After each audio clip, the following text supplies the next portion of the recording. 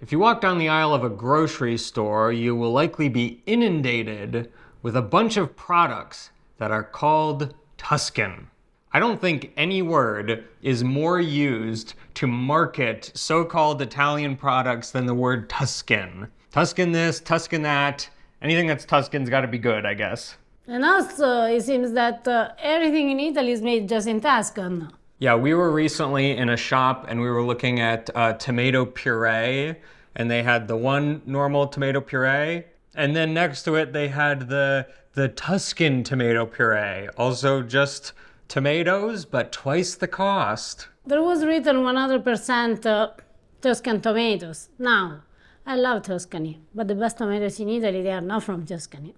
So this is just a reason to, how do you say? Charge more? To charge more.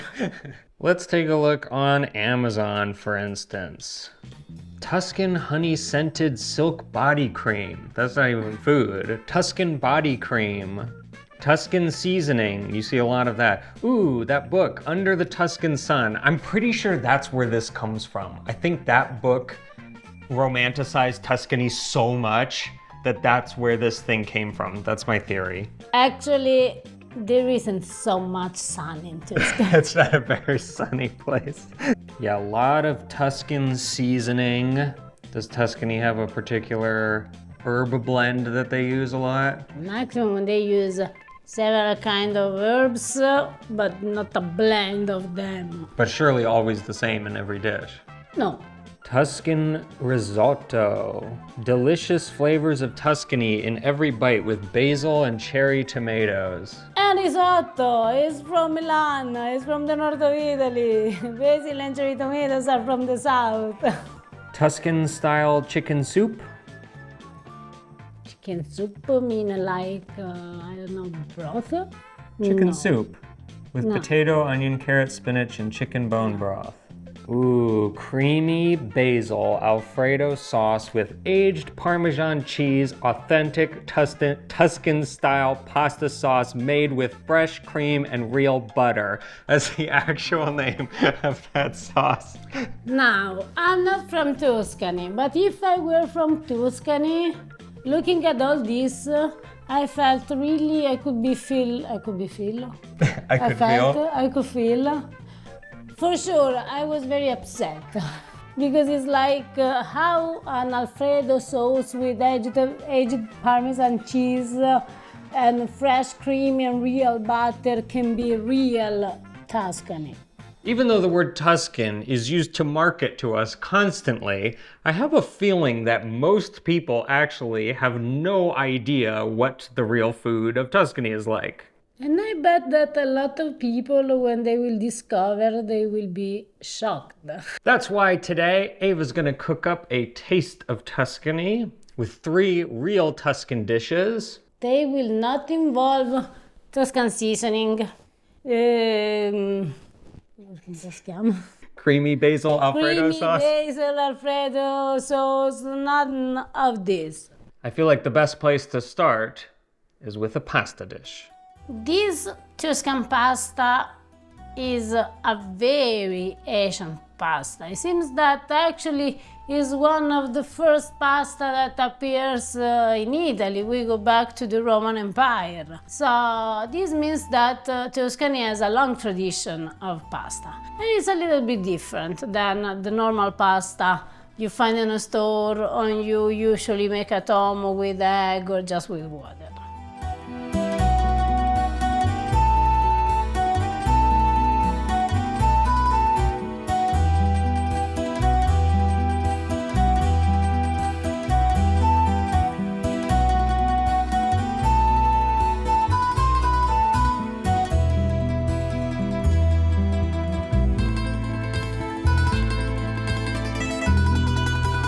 Now we need to let that sit for about 20 minutes and then we can cook them.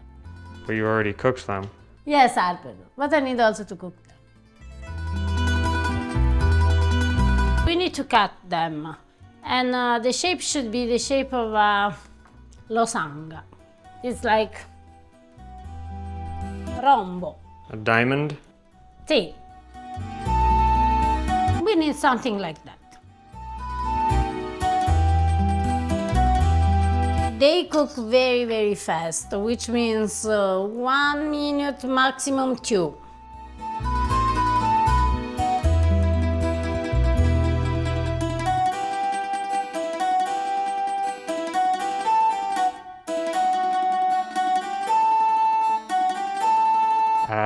Yeah, this is not creamy Tuscan chicken Alfredo. No, Harper, these are testaroli. It's a traditional pasta from the Lunigiana. Lunigiana is the province of Massa Carrara. Everyone knows the marmo di Massa Carrara.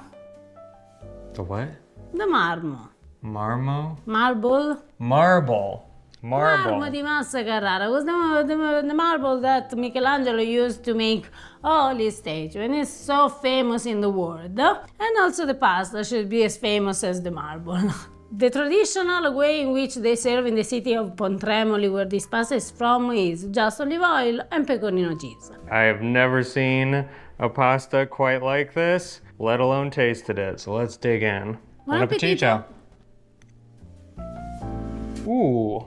It's something that you don't expect. It is very different from any pasta I've ever had. Some of you might know, I, and Ava, really like pasta that is caiuso. Then you can bite into it. Which means that's very thick. It has a lot of bite to it. This is maybe the ultimate one. This is a pasta that actually has its own taste. So you really can eat this and enjoy them just with a drop of olive oil. It's like pancake pasta. Oh my gosh, that should be on store shelves. Tuscan maple syrup. It would sell like hotcakes. Okay, well this is a very amazing and unique Tuscan pasta, but I feel like what you need to show me next is a Tuscan soup, because that's one of the most common Tuscan recipes you see. Tuscan soup, Tuscan soup, Tuscan soup. There's a million Tuscan soups, but I want to see a real Tuscan soup. I may not know what marmo means, but my Italian skills are getting better. And if you've always wanted to learn a new language, then you might be interested in our partner, Rosetta Stone. That's why I practice every day with Rosetta Stone. I really like Rosetta Stone because it takes advantage of your brain's natural ability to learn languages. You start speaking right away, and that is the one thing I've learned about learning a new language, is that the only way to get better is to keep speaking. One of the hardest things for a lot of people who are trying to teach themselves a new language is getting the pronunciation correct. Rosetta Stone has a cool feature where it will actually listen to you speak and analyze your pronunciation and help you improve as you learn more. Questo film è brutto. Questo film è brutto. If you've been thinking about learning a new language, now is the time to start. Right now, and it's ending December 4th, so hop on this. Right now, Rosetta Stone is offering 60% off a lifetime membership for all languages. That means for the rest of your life, you can use Rosetta Stone to study any of the 25 languages they offer. All you gotta do to get the discount is visit the link down in the description below. A big thank you to Rosetta Stone for partnering with us on this video.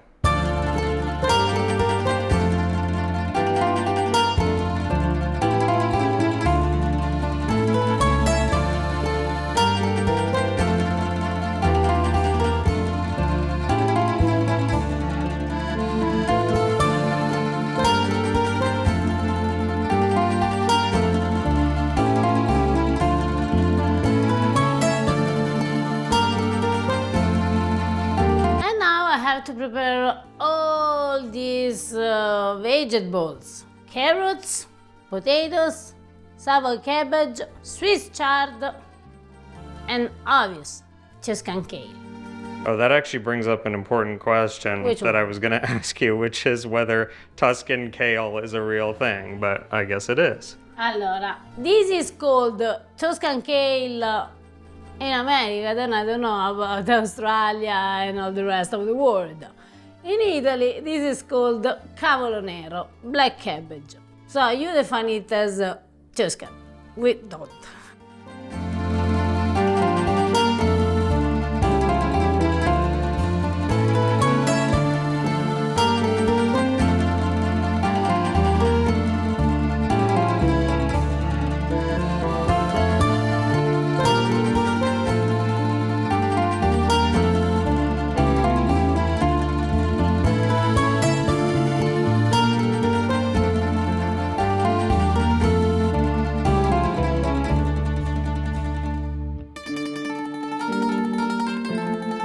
After about 5 minutes that you add all the vegetables, and as you can see, they start to... You understand? I'm going to add just a little bit of water.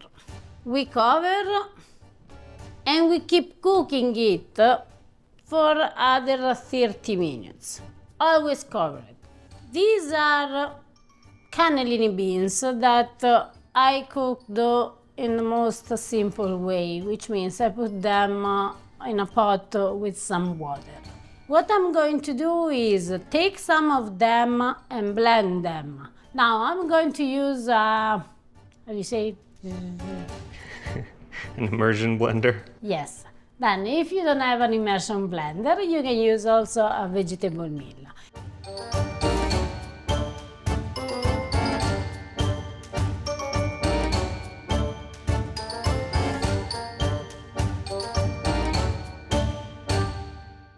There are a lot of Tuscan dishes that they are based on, let's say, reuse the bread, because they don't want to waste at the end the bread. So that's why this is a bread that I baked about 3-4 days ago, and as you can see is completely hard and old.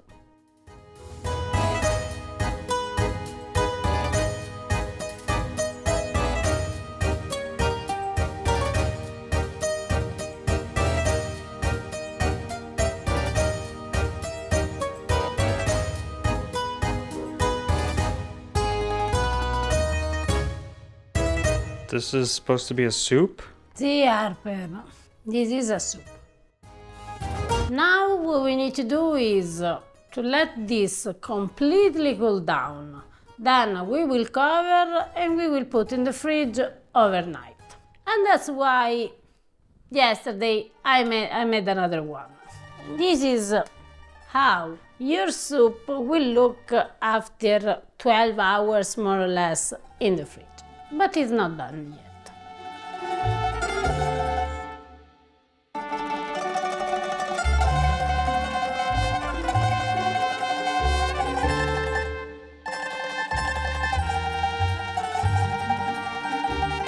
Do you have imagined that this is the soup?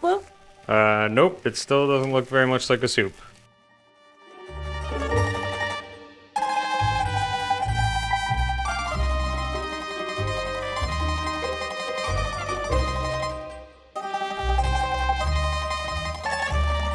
You keep claiming that this is a soup, and yet here we sit with forks. Let's be clear here. This dish is called Ribollita, which means that is... Wait. Re-boiled. Bravis. Thank you, Rosetta Stone. You can take a spoon like we did. You can put in a pot, add a little bit of water and actually reboil it.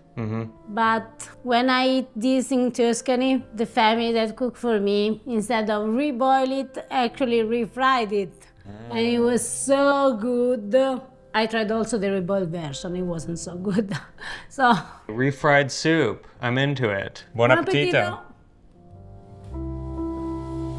Oh my. Cioè, I told you. Oh, dang.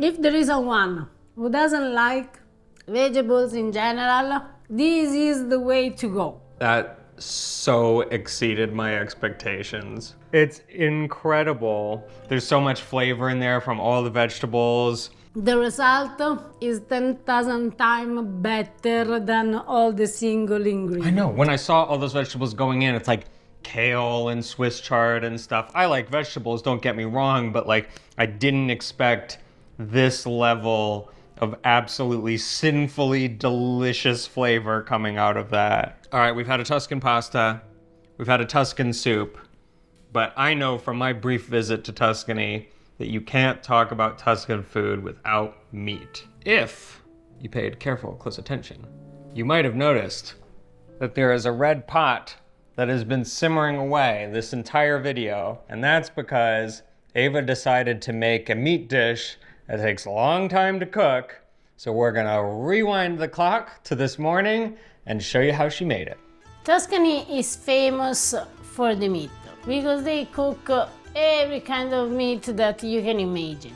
And because I didn't know which one I could pick, I decided to cook a dish that assemble as much meat as possible. Here I have some lamb, beef, chicken and pork.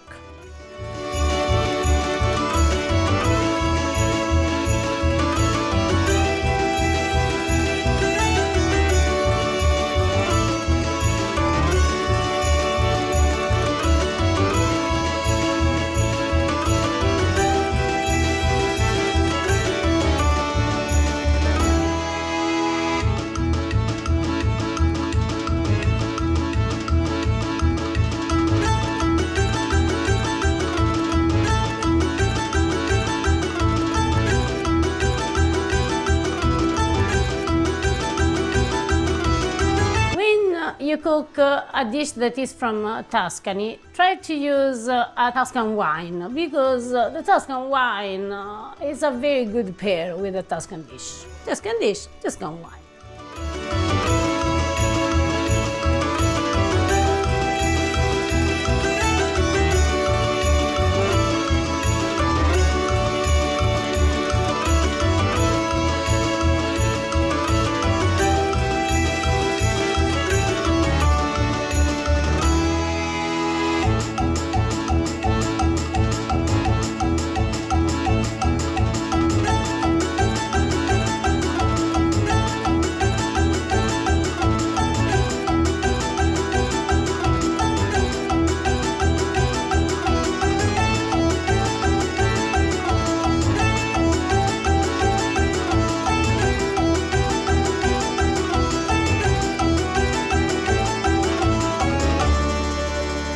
Yeah, so I knew from my visit to Tuscany that that place has a really big meat culture. They had wild boar ragu, Fiorentina steaks, cow stomach sandwiches, but I never saw them all cooked together. His real name is Scottiglia. Another name of this is caciucco di carne. Carne is meat, caciucco. Caciucco is the traditional fish soup that they make in Livorno. That is another Tuscan dish. So this is fish soup with meat. This is the fish soup with meat. You know what I want to see, Harper? What? I know how much you love meat. But I want to see if I like this more than Ribollita. Buon appetito. Buon appetito. If I hadn't just had Ribollita, this would be absolutely incredible, but I do have to say I think the Ribollita was better. I can't believe that some like boiled kale and carrots is topping meat for me right now. Not that this isn't good. No, this is this very is an good. amazing Very good. dish meat. Also Meat because dish. meat dish. Also because this long cooking actually make the meat very, very soft. It's full of flavor. But the Ribollita. Before we go finish all the Ribollita, quick shout out to a pasta grammarian in action. This is Christine. She made an amazing looking tiramisu. Actually, she must have made 2 tiramisus because there's one uncut and then a slice. So I know you made 2, Christine. And we know, Christina, that your tiramisu was very, very good. It looks amazing. Brava. I would like to be submerged a photo of Ribollita. Ribollita. Send us your Ribollita pictures. We hope you guys enjoyed this look at the food of Tuscany. If you haven't already, please hit that subscribe button, give this video a thumbs up, and follow us on Facebook and Instagram while you're at it, @PastaGrammar. All right, guys, we'll see you next time. Ciao.